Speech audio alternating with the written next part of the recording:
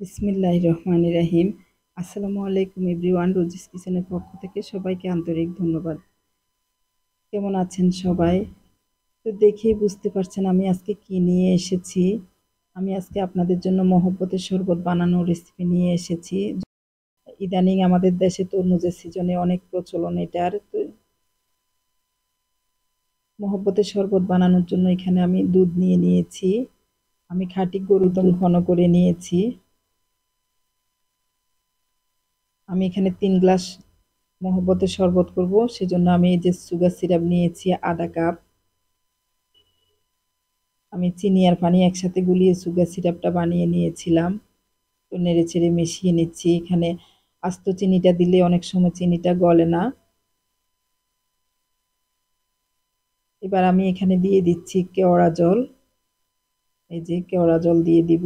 এখানে রোজ ওয়াটারটাও দেওয়া যায়, রোজ ওয়াটারটা দিলে বেশি ভালো। তো আমার কাছে রোজ ওয়াটারটা ছিল না, সেজন্য কেওড়া জল দিয়ে দিচ্ছি একটা 4 চামচের 4 ভাগের 1 ভাগ।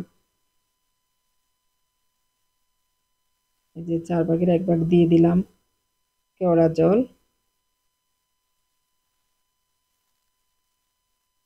দিয়ে দিচ্ছি তরমুজ।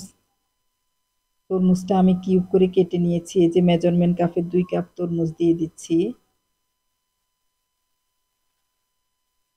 এই যে দেখেই বুঝতে পারছেন আমি তরমুজটা কিভাবে কেটেছি।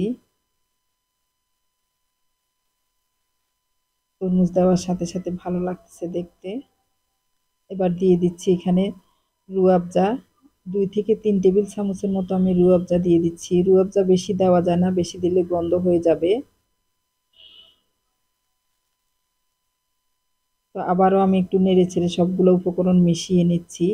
এই যে মেশানো হয়ে গিয়েছে, খুবই ভালো লাগতেছে দেখতে।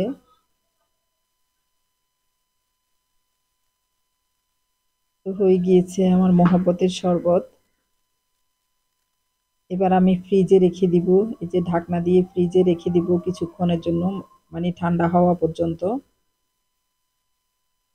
তো এই যে ঠান্ডা হয়ে গিয়েছে,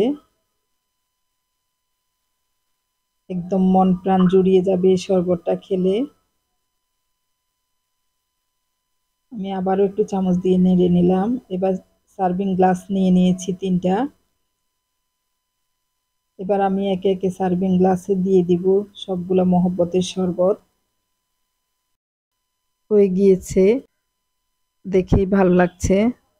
খেতে তো খুবই অসাধারণ এই শরবতটা। তো আমার এই ভিডিওটা দেখার জন্য অসংখ্য ধন্যবাদ। ইউটিউব চ্যানেলে যারা দেখছেন তারা একটা সাবস্ক্রাইব করে ফেলুন। ফেসবুক পেজে একটা লাইক দিয়ে যাবেন। আল্লাহ হাফিজ। আসসালামু আলাইকুম।